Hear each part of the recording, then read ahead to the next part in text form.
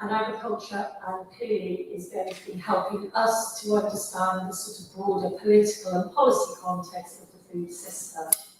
On my right, I'm sure by no means implying by that, is Tim Thorpe, Senior Campaign and Policy Officer for the Vegan Society, and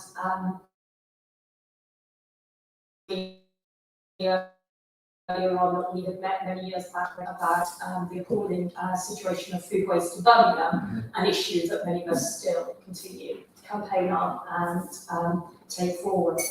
We are due shortly to be joined by Kerry McCarthy, but she's currently just tied up and trying to get over here. So what I'm going to do is actually start the sort of discussion coming, and Kerry is participating in today's debate, not as a shadow minister, but actually as a vegan and somebody who's been vegan for 27 years, and I'm hoping she might finally convince me why I have to make that final step from being a vegetarian to a vegan.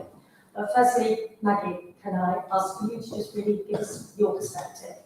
Thanks very much, Chair. So I'm just going to say something about some of the overall challenges that we have, and then what the government have and haven't been doing, and then maybe what some of the things that Labour are doing, and then hopefully we can have a debate, and you can give me some more ideas about how to take the food chain forward for Labour. But I wanted to say something about the scale of the problem, because it's not just about people eating less meat. The truth is that the whole food system needs to be reformed. As things stand, our current system of agriculture, food production and food distribution releases more greenhouse gases than any other sector apart from energy. In the UK, the food system accounts for a fifth of domestic emissions, but actually it's more than that if we factor in food we import. So we do have a very serious challenge in helping to meet our net zero requirements. And as we know, it's a major source as well of deforestation, of ocean pollution, plastic waste and methane. And we can see, not only in the UK but globally, the environmental damage that's done when wild areas and forests are converted to farmland or ancient woodlands, which are the environmental damage, but also the carbon implications of all of that. And out of that, in the UK, we have one of the fastest growing declines in biodiversity in the world. And yet we know that biodiversity is crucial to enable carbon to be stored in the soil, to enable pollinators to fertilise the food we eat, and to enable rich and productive soil to deliver nutritious food. But as long as we're relying on industrial and chemical methods of food production, we'll continue to see that our land and our freshwater rivers are being contaminated. Currently, land for food production accounts for 40% of land globally and uses a massive 70% of our fresh water. But much of that land is used to graze animals, which are mostly cows and pigs, with over half of the agricultural land now used to grow food for those animals. So it's a very, very, very inefficient system globally. And at the same time, we are producing more food than we can consume, so an estimated 40% of excess production. Add to that plastic food wrapping, adding to the problem, plastic food wrapping taking fossil fuels, minerals, water, energy to make the plastic. And the UK household uses over 500,000 tonnes of plastic each year to wrap up our food. And as you know, in the UK, we have a particular liking for over-processed junk food, which has caused inefficient use of resources as well as being bad for our health. So that's just a few examples of the scale of the problem nationally and in the UK. So what is the government doing? Well, the most significant policy initiative they've had is the commissioning of the National Food Strategy, reports by Henry Dimbleby, and you'll recall that they were commissioned by Michael Gove in a moment of enthusiasm. But of course, he's not around anymore to follow this through. So there is an issue about what will happen with those reports, what action the government will take to follow them through. And we, in Labour, we broadly welcome those two reports. We don't think they're radical enough, but we do think that they're a good basis for a debate going forward. So the first of those reports, you'll recall, addressed the particular issues of food supply and distribution in the pandemic. And it had particular recommendations for tackling food poverty, food inequality, trying to get away from food banks and so on.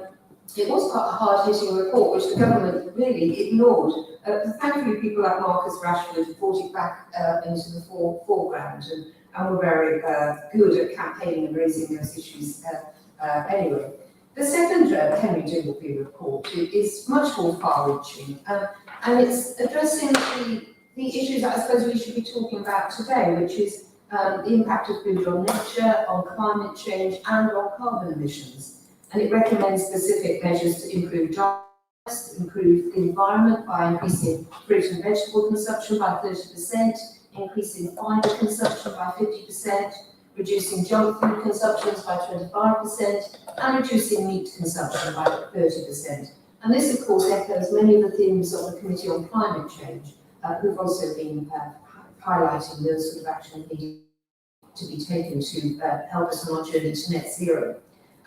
So those reports are far-reaching, and we're still expecting the proposed white paper from the government, which will cover those food policy issues. In the meantime, there have also been three quite big pieces of legislation going through government in the last 18 months. We've had the Fisheries Bill, which was an opportunity for the government to introduce more sustainable fishing, which they failed completely to do. And we argued in committee over and over again for a more sustainable fishing policy, which they rejected. Then we've had the Agriculture Bill, which has, I think, 6 out of 10 from the government, because it does talk about shifting away from the wholesale industrialisation of food to a more sustainable environmental farming practices. The problem with that is it's leaving farmers hugely out of pocket, because the government are cutting the original subsidies and not bringing in the sustainable farming subsidies quickly enough. So there is a problem that a number of the smaller farmers will go out of business before they have a chance to introduce more sustainable practices. And then the Environment Bill, which that's what I've been doing for the last 6 months.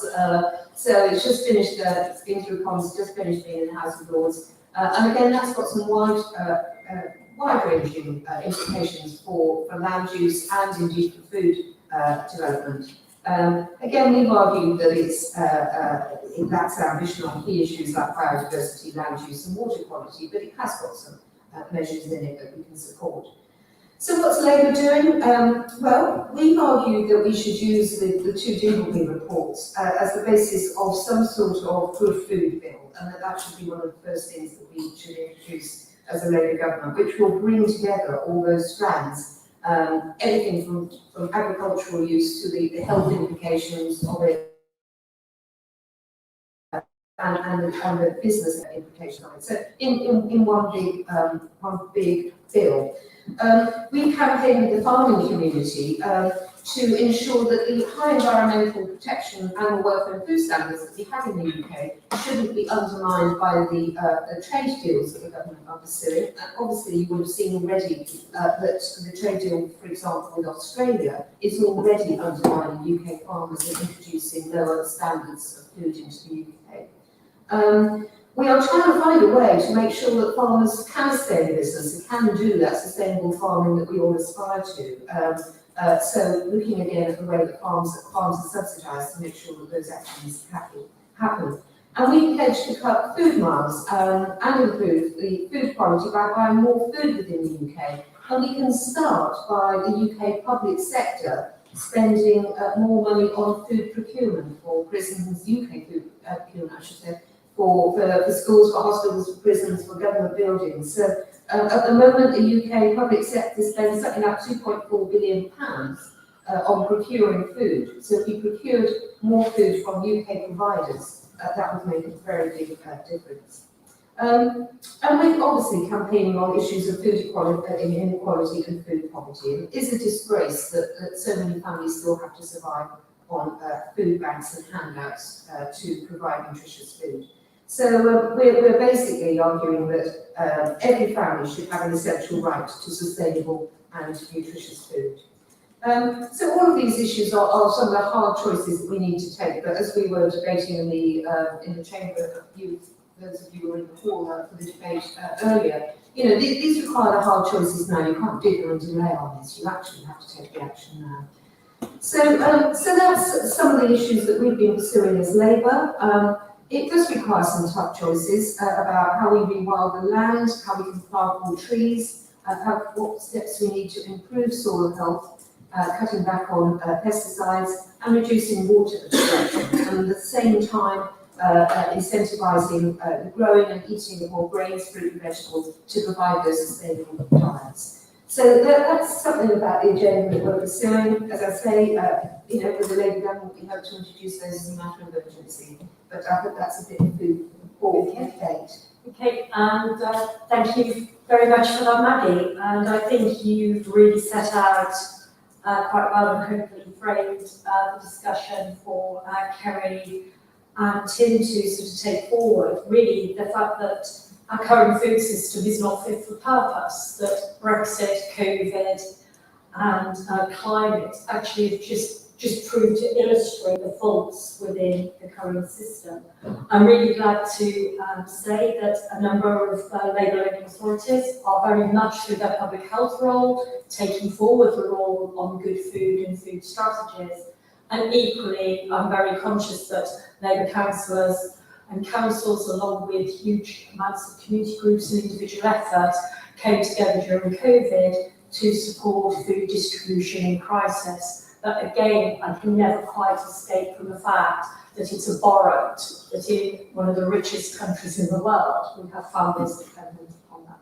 So Tim, never have you had it so great as a vegan society. Plant-based foods there in Sainsbury's, Marks and Spencer's, it's on the radio. What else is needed?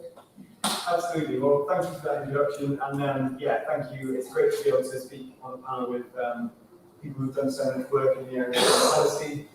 I'm going to talk a little bit about some of the solutions to changing diets and some of the work that Insight has been doing over the last 12 months. But first, just to add to Barnett Jones's comments there about the climate and nature emergency and some of the environmental issues that are driving the need for changing diets. So I was really pleased to hear you mention issues of marine habitats as well, the destruction of marine habitats caused by industrial fishing and the expansion of agricultural land, which I think are two really key areas. According to the World Wide Fund for Nature, expanding agricultural land area is responsible, or has been responsible for over 60% of our total losses in biodiversity. So it's an essential issue. There's no bigger question really for global ecosystems than the future of food, and I think that people are just recently starting to realise that more and more. Agriculture is responsible for over a quarter of global greenhouse gas emissions, and animal farming in particular is driving a lot of this harm. I think while I agree with Barnett Jones, that's clearly not the only issue. I think we can't talk about sustainable diets without centering the issue of animal exploitation as well. Grazing pasture for beef alone, so the single product, is responsible for over 40% of global deforestation, for example. And the second leading cause is crop growth for animal feed. And that undermines our ability in the future to respond to the climate crisis and recover from it. Animal farming used to illustrate how much of the world's land that it takes up. It supplies just over a third of the world's protein and about 18% of the world's calories, but uses nearly 80% of the world's entire agricultural land area. So if we want to make more space for nature, we need to do something about that and about diets that are high in consumption. According to some research from the University of Oxford, if we move from current diets to diets that exclude animal products, we could cut greenhouse gas emissions in half and cut food land use by 76%. So we've got an extraordinary opportunity here. But how do we change diets?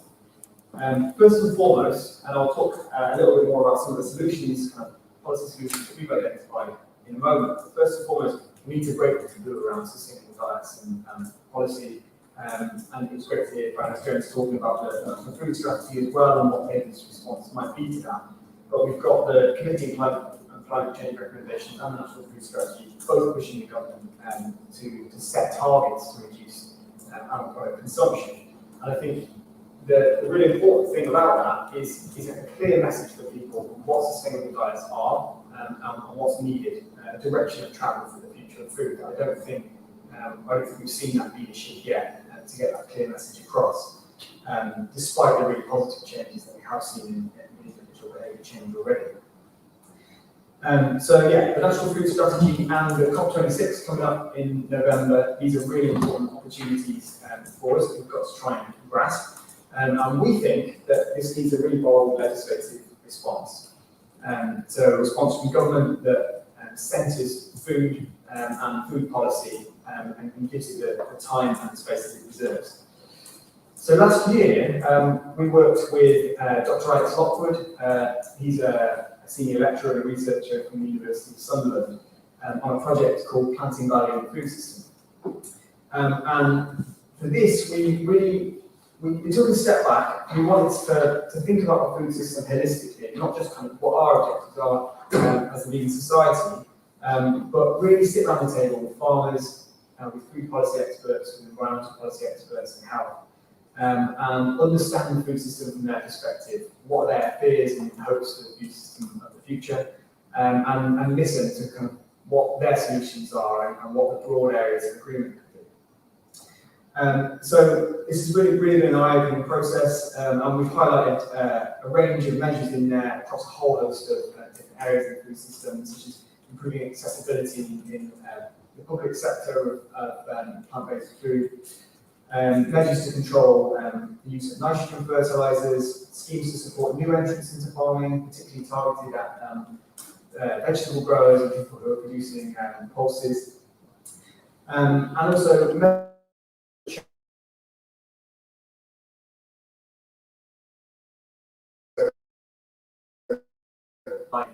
food environments. We've also made a case for much more support for domestic growers of kind of diverse range of fruit, vegetables, and pulses. 3% of our total agricultural land area in the UK, so it's such an important part of our diets.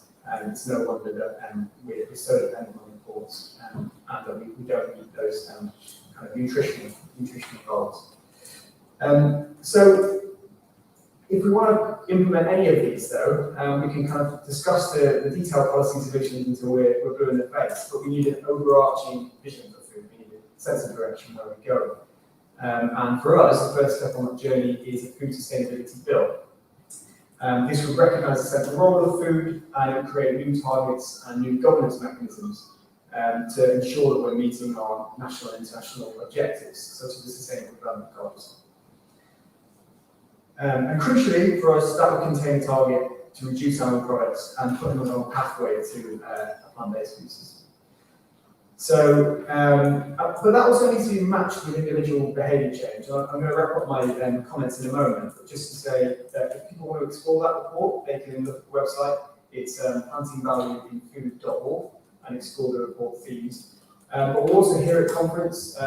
Please come up and chat to us on the stand. We're promoting our Play Up for the Planet campaign in the run-up to the COP26 conference. And that's encouraging people to try a vegan diet for 7 days with a little bit of support from the vegan society.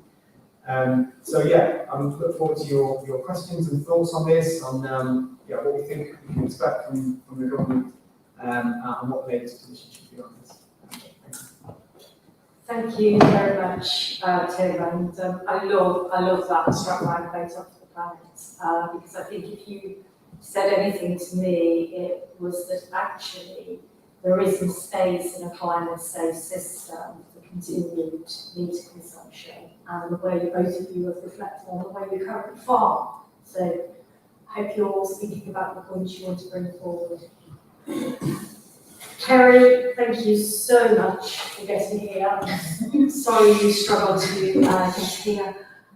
Very much really looking forward to your personal perspective and really about the individual take on what needs to be done.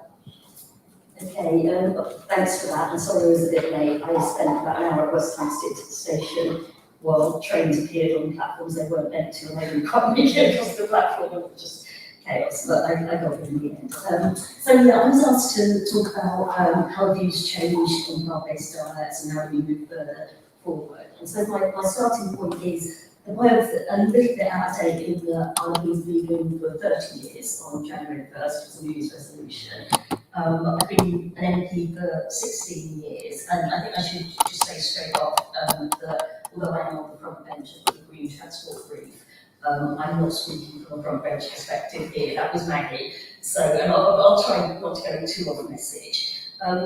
So when I got elected, I was sort of, I think, fairly coy about the whole sort of vegan thing, and I really wanted others to be putting forward these arguments because I thought it was actually more convincing if people who weren't ethical vegans were talking about the environmental arguments.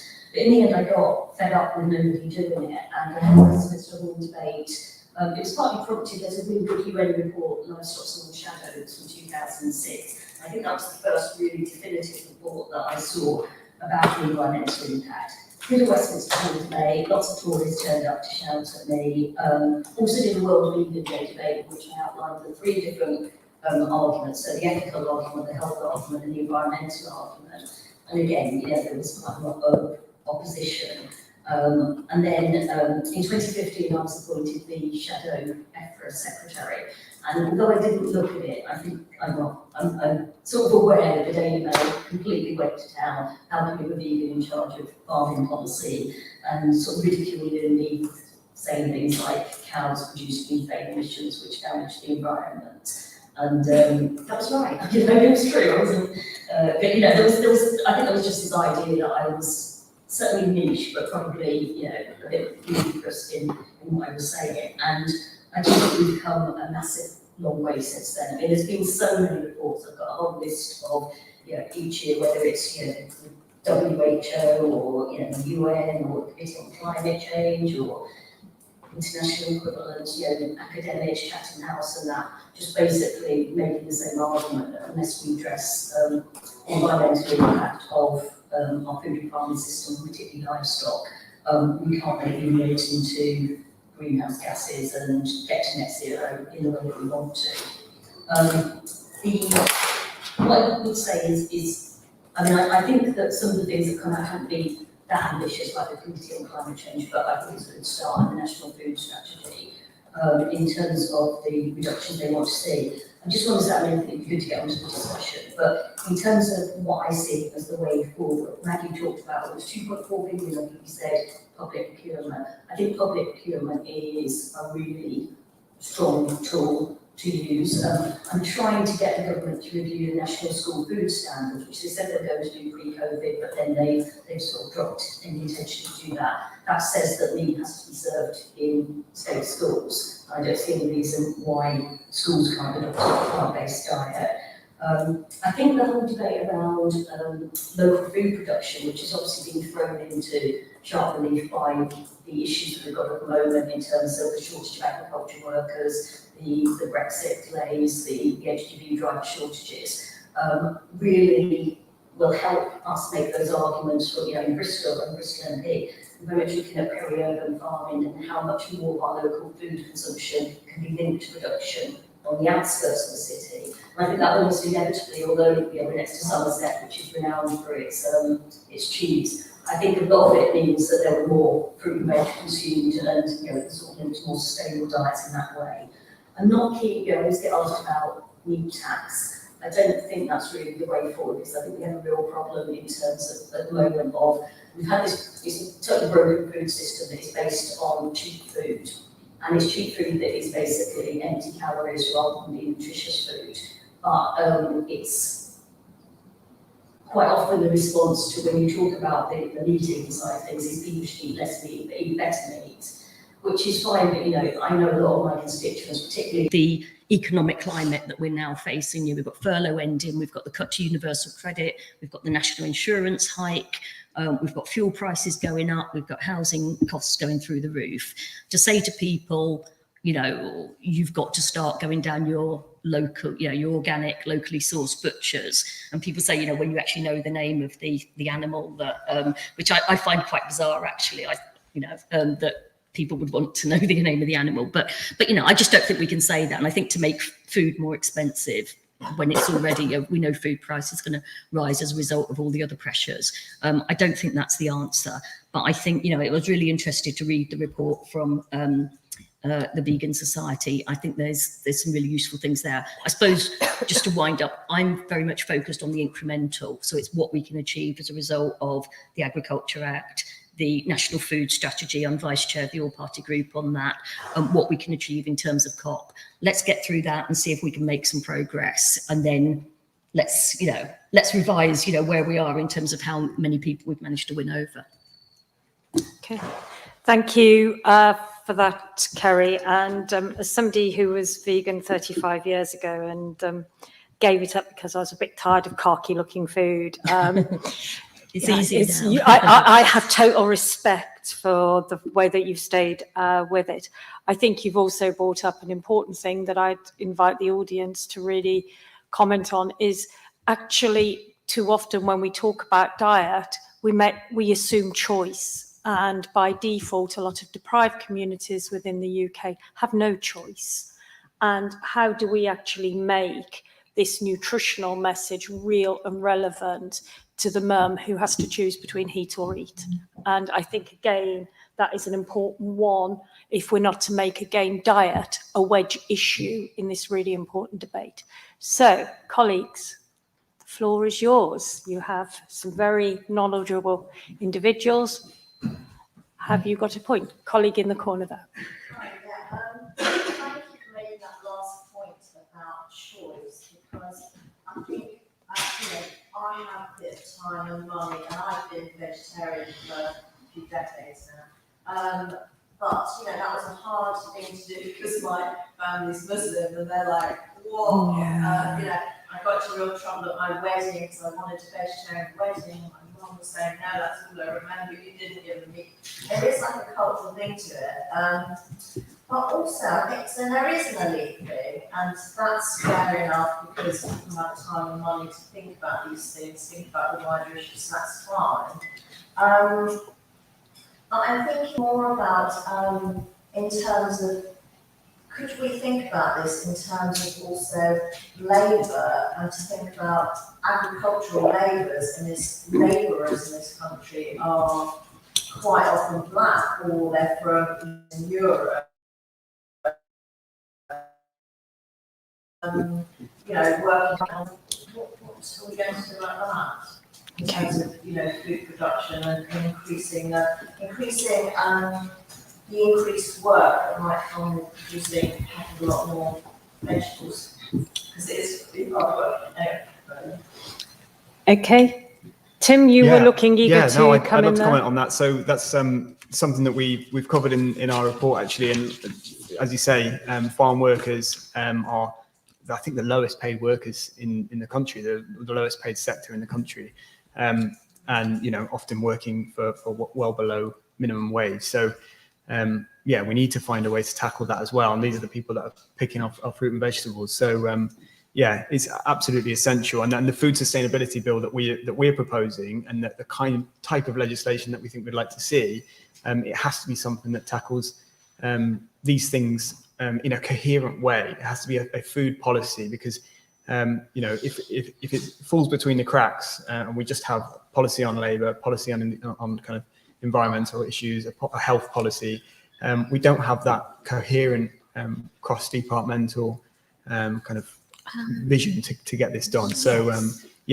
food workers are absolutely central to it, and we need to give small producers more access to land and capital as well. So it's not just the food workers that are poorly treated in this system. If you want to get into farming, you have to have a huge amount of capital at the moment, and those smaller producers are just there's loads of people that would love to be growing fruit and vegetables, and I know lots of smaller producers that doing incredible work, but we have to bring those barriers down as well. Okay, thank you for that, Tim. Maggie, and again, I suppose one I wouldn't mind reflecting on in terms of agriculture is, you know, where, I hope I got the term right, where are we with vertical farming? Is that actually an opportunity to bring farming more local? Right. Well, a couple of things then.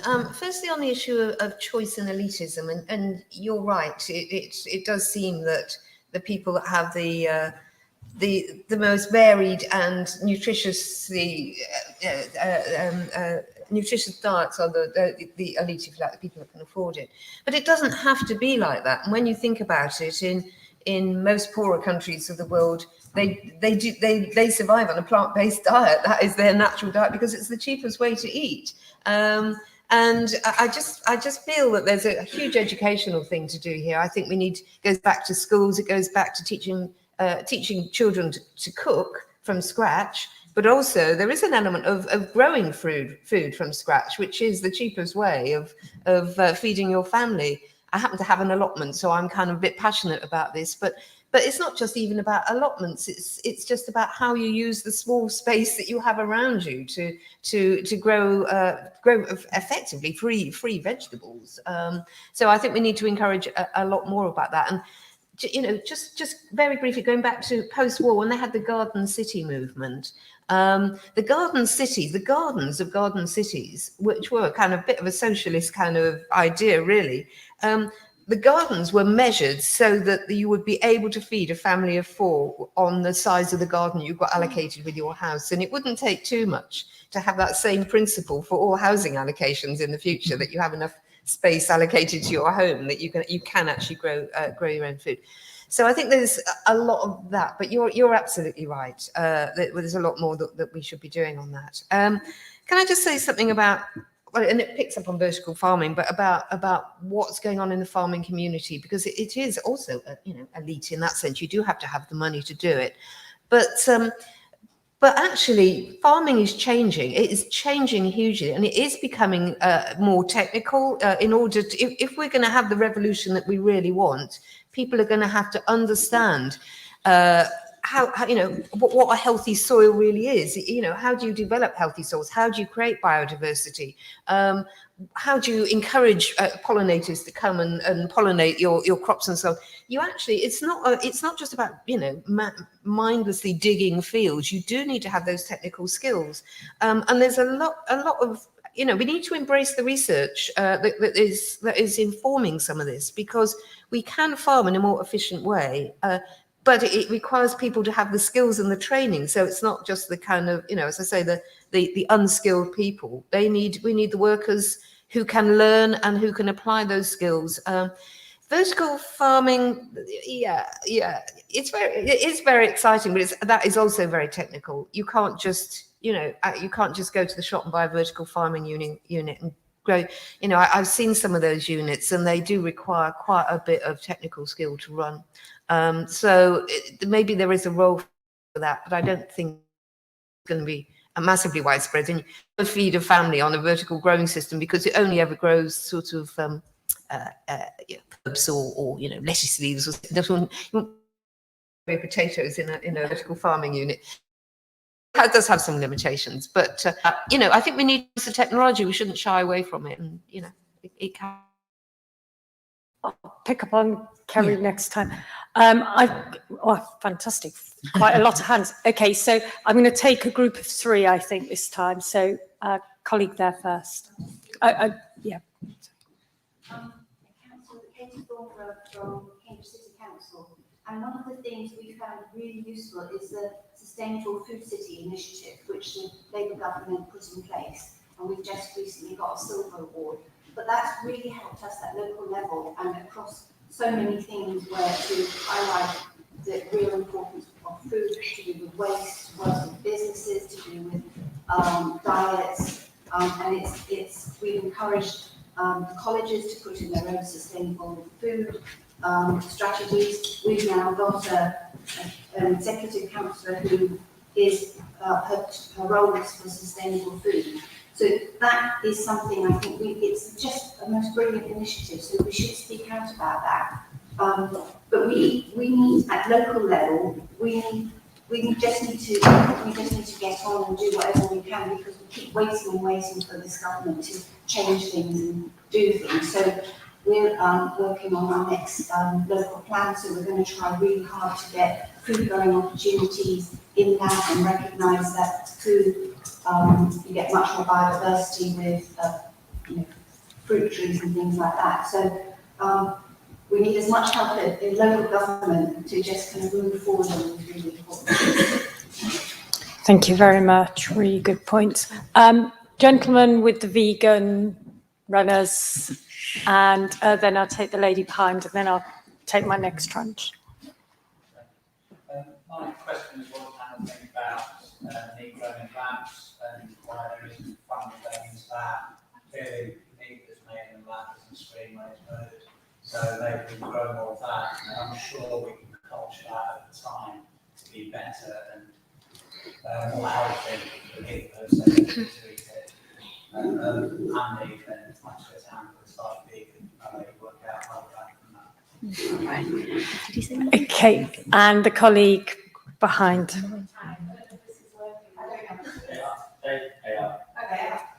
Hi, my name is Charlotte and I head up the global deforestation campaign for the organisation called Global Witness. I'm also the Labour Councillor in Redbridge Council, so it's been really interesting to be a discussion today. I've got loads of stuff to ask, but I'll limit myself to one point. I mean, obviously part of the problem with the food system at the moment is the power of retailers and actually also the impunity of global agricultural commodity traders as well, who seem to act with total impunity.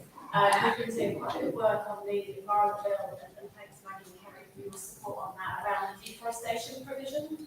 And it's been really good to hear panelists today talk about the global deforestation impacts of food. I wondered as well whether we need to think about human rights as well. I know today the focus is on the environment, but we're really acutely aware of when we do our investigations on the ground and deforestation, we so regularly find human rights abuses. And we recently did a report on the number of land and environmental defenders killed and attacked globally, and a third of those are related to this kind of sector.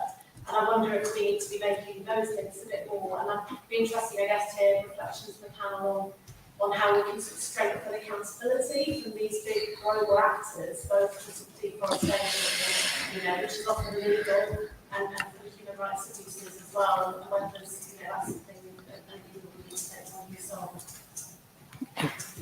Okay, what an amazing basket of questions and points. So sustainable food cities, how can we learn from and celebrate what a Labour government gave us and the local authorities around about?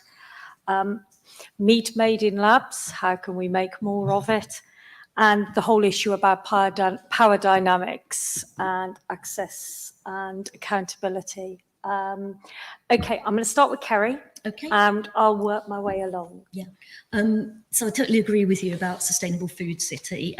Bristol has just got gold status. I think we're the second city after Brighton to get it. And we're doing some really interesting work across the piece on food provision. I mean, Cambridgeshire, I think it's very good in terms of the county farm. You've still got that sort of network. And when I chaired the APPG, the all-party group on agroecology, we took evidence from them. Gove did promise quite a few years ago, it was at the Oxford Real Farming Conference. I sort of did an on-stage interview with him, and he promised lots more money for county farms and peri-urban farming. And then when we had the Agriculture Bill Committee, George Eustace repeated that quite a few times. Every time they were up in front of the select committee or whatever, I'd sort of say, because I was very keen for Bristol to get some money for that. So that's something that I'm still sort of chasing, as with many things, COVID knocked it off course. But I really think, it goes back to some of the questions that you were asking about, labour and so on, and that if we had far shorter supply chains, and you get people into farming that were really invested. It's not just that they're brought in as very cheap labour and treated badly and sort of disposable. If they felt invested in their own products, then I think that's one of the ways to encourage more people into farming and produce. So I think it's great, and I think the more conversations that can be had between city regions that are trying to do this sort of thing, because it does because they tend to be Labour led. I think they're far more forward thinking on these issues than perhaps in the more rural counties. On lab grown meat, this always comes up, and I'm just not keen. I think just the whole idea of it sounds pretty disgusting, to be honest. But I clearly I'm not the target audience. I'm never going to decide that I need to do it. But I kind of see, if you ever have like Beyond Burgers or whatever at the moment, you get up to Leon or something like that and have the burgers there. Okay, it's 40 years since I tasted. I think I had McDonald's once before I became vegetarian at the age of 16, and I thought it was horrible. But the Beyond Burgers are really, really good, aren't they? And I just kind of don't see why you can't have plant-based burgers that taste like meat as opposed to lab-grown ones. Having said that, though, I know it's in the National Food Strategy, and there's a Tory MP has called a meeting when Parliament goes back in a few weeks' time. He's invited me along to it, and I'm probably not going to do it, but because I kind of think that if the people who need to make the run-in on this are people who want to eat meat, so it's kind of there in the mix, but I just don't see why we need to do it. I'd rather have natural food that's based on things that you can actually see grown in fields, rather than lab stuff. With Joe, as Joe said, we've done a lot of work together on the deforestation.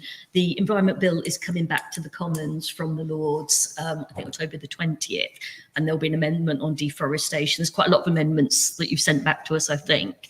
And you would like to think that, given that it's, less than a fortnight before COP starts, the government would want to send signals to the rest of the world that it's serious about some of these issues. But last week we had Boris Johnson meeting Bolsonaro, the president of Brazil, praising his environmental credentials. And the guy is literally authorising the destruction of the Amazon rainforest. And as Joe said, it's partly about the impact. You now got the Amazon is now a carbon emitter, net carbon emitter, rather than that carbon sink that we used to describe it as the lungs of the world. So it's partly about that and the destruction of the biodiversity, but it is also about human rights, people being displaced from their land, and that is prevalent across the food sector again, and it comes down partly to cheap food. I did a debate quite a few years ago now on modern slavery in the food supply chain, and you've got like the mafia controlled tomato growing industry in Italy. You've got the Thai seafood sector. The Environmental Justice Foundation has done lots of work in people enslaved and kept at sea for several years, passed from boat to boat, murders, taking place if they object to the conditions. So again, these are all, we need transparency in our supply chains.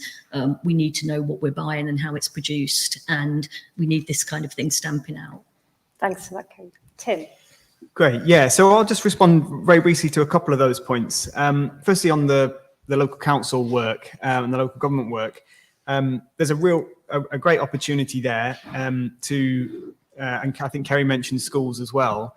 Some councils have introduced much more vegan options and kind of sustainable plant-based options into school meals. And that's one thing that councils have some degree of control over. So working with caterers just to get much more availability there and start to change behaviour at that level. I think that's vital. And I think we should have mandatory standards, ideally nationally. But I said, as you say, we can't necessarily wait for that. And yeah, on the cultured meat point, I take a slightly different view from Kerry. I'm a little bit more kind of interested in this area, I suppose. But I agree that it's really for people who are just not prepared to give up those products. Currently, cultured meat isn't vegan. It's produced using bovine fetal serum, so it uses some animal products in the development at the moment. Hopefully, that won't be the case in the future, and they'll be able to develop beyond that. But yeah, I mean, it will have a massive impact potentially in the future.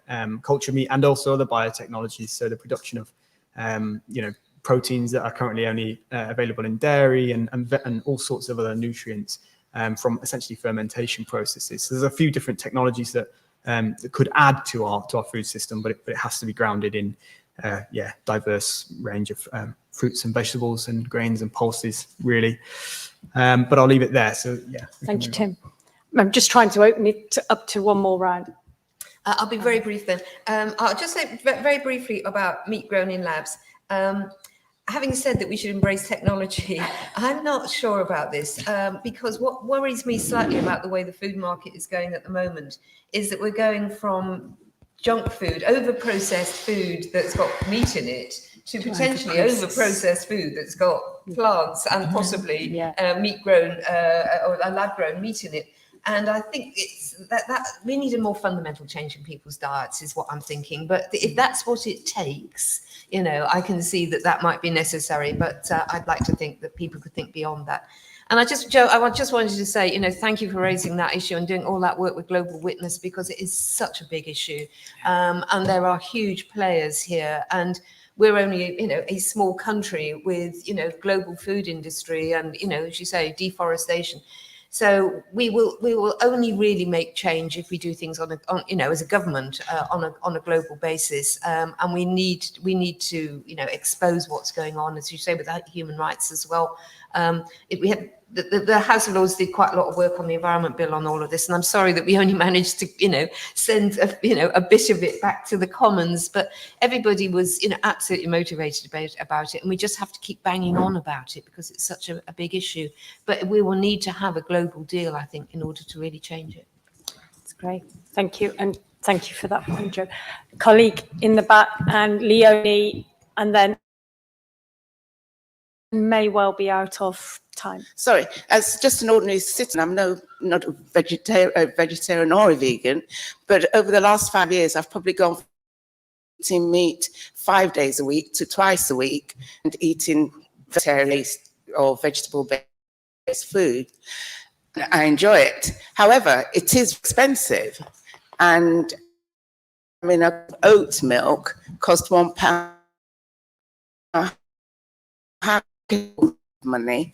I mean, what I like is the name sustainable farming and sustainable diet rather than vegan diet or vegetarian diet, because you're kind of, I feel I'm being shamed by eating meat, you know, but I'm very much into sustainable. I've always, for as long as I can remember, bought British, even though it's more expensive than New Zealand or other countries, but then I can afford to do that, but not a lot of people can. And I think, you know, a lot of people, I felt a long time ago that being a vegan was so elitist that I couldn't possibly do it. But now I don't eat meat as much as I thought I needed it. Thank you. Take.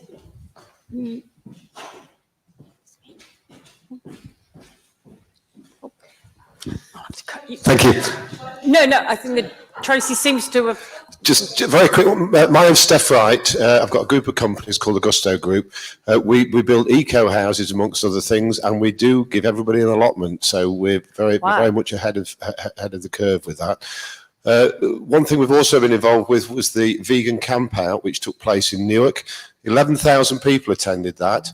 They now don't have a home for that event because the Country Landowners Association have forced the local agricultural society to move them off that site. One thing that I think needs to happen is a large national plant-based takeover event. So we're currently talking to the Bosch boys. You're probably aware of the guys from Bosch, Ian and Henry, and we're seeing how we can create a event that's going to go viral. And we would like the local councils of any colour. We're not political at all. We're very much trying to raise this agenda from a small business point of view and from a community point of view. So we think a national event, a plant-based takeover, is probably something that needs to happen alongside all the good work that everybody in this room is doing. Okay. I'd love to talk to you afterwards about maybe bringing such an event to Birmingham. And I will plug Shambhala, which has actually very much changed and pushed through the festival sort of route, the sort of plant-based diet. Okay, Leonie, last but definitely not least. Thanks very much. I wanted to come to the issue of behaviour change, and actually I was quite interested in how you were expressing it, and whether or not there's a better way to get messages out, particularly using local authorities' public health function. Because, you know, there is budget there, and almost always it's about sort of doing more exercise and trying to go on diets, seems to be, rather than actually focusing on having a healthy diet. And I think, we are actually having a public health crisis in this country. The number of children developing type 2 diabetes is just unbelievable. You can go into primary schools and we're killing children with toxic air. They've all got inhalers, but they're also, so many of them are overweight, and you can tell that they're also not exercising sufficiently. And I just wonder, as well as getting the messaging out, as the colleague at the front was saying, with other activities that local authorities do, whether there's some way of strengthening the messaging that's coming out through the public health budget so that it does fall on fertile soil. And I don't think we can say to everybody, do you know what, you've got to move straight to a plant-based diet, that's it. For a lot, it's like the messaging about trying to get people to move to active travel.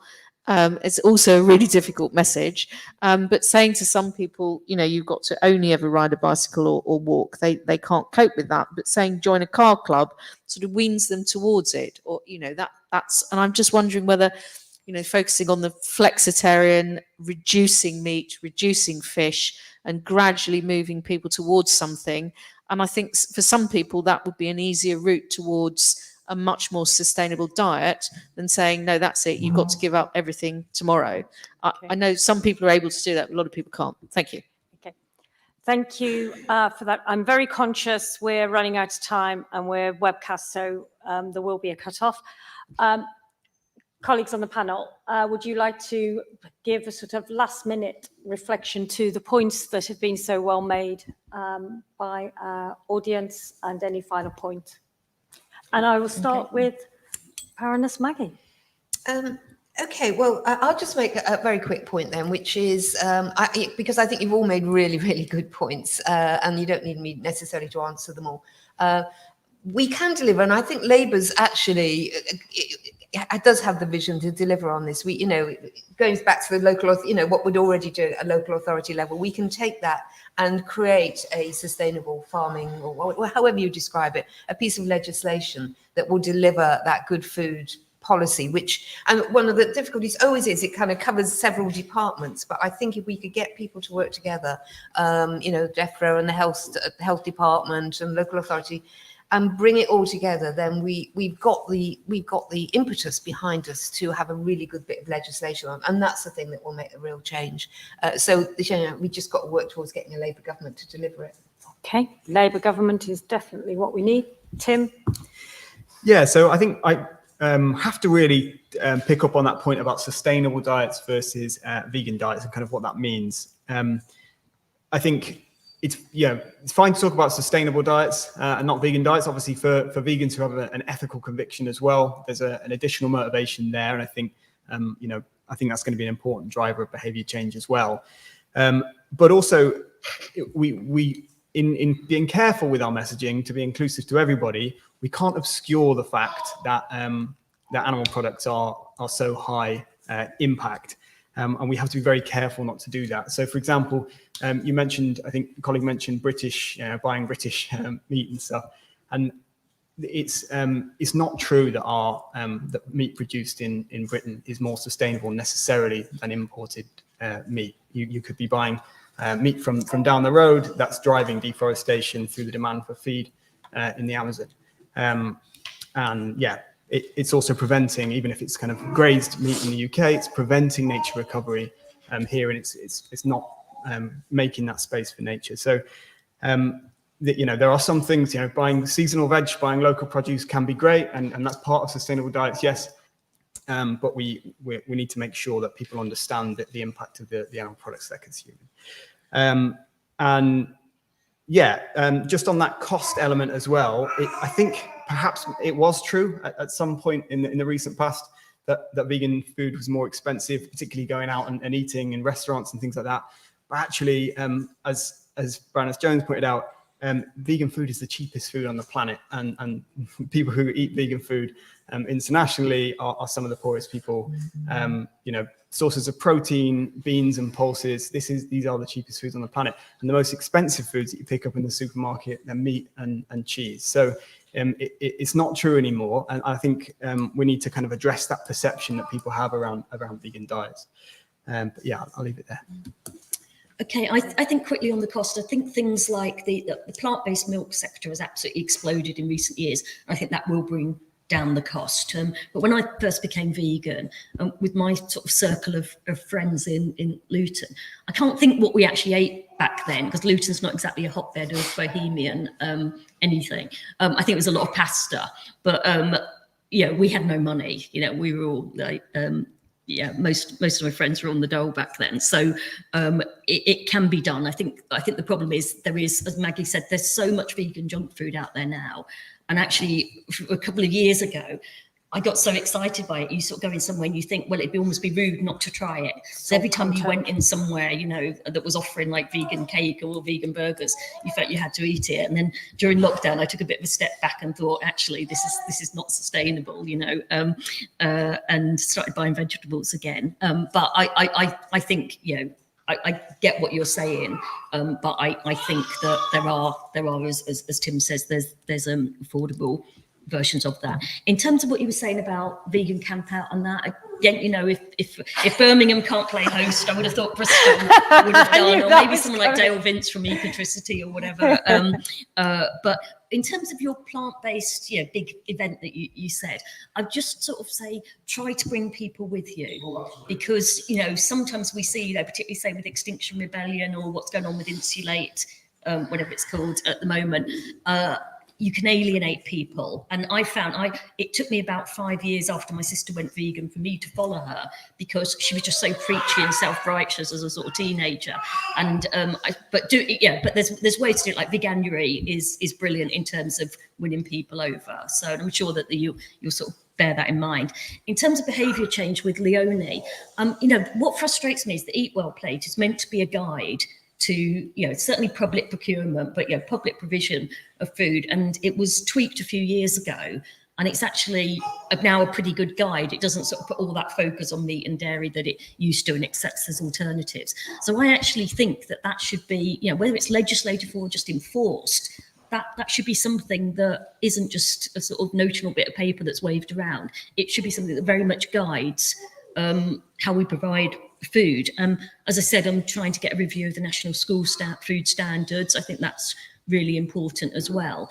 And I think, as Maggie said, the fact that we spend so much money on public procurement, that's got to be the entry point into the state being able to guide things, rather than it just relying on people making their own lifestyle choices and changing behaviour themselves.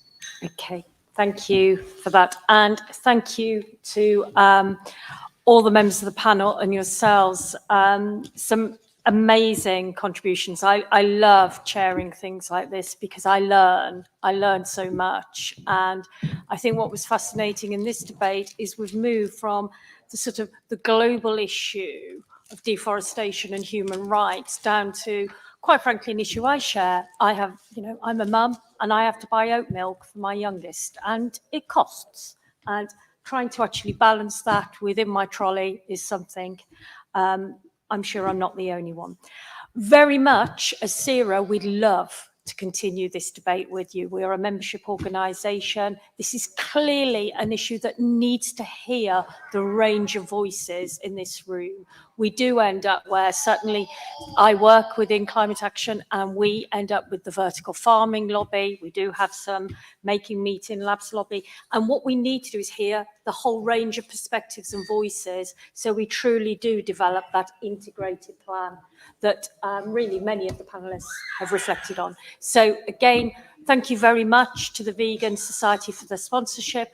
Thank you to Tracy, George and Alex and all of the CERA team for everything that you have done, and continue to enjoy your conference, and let's work for a Labour government. Thank you very much, colleagues. Thank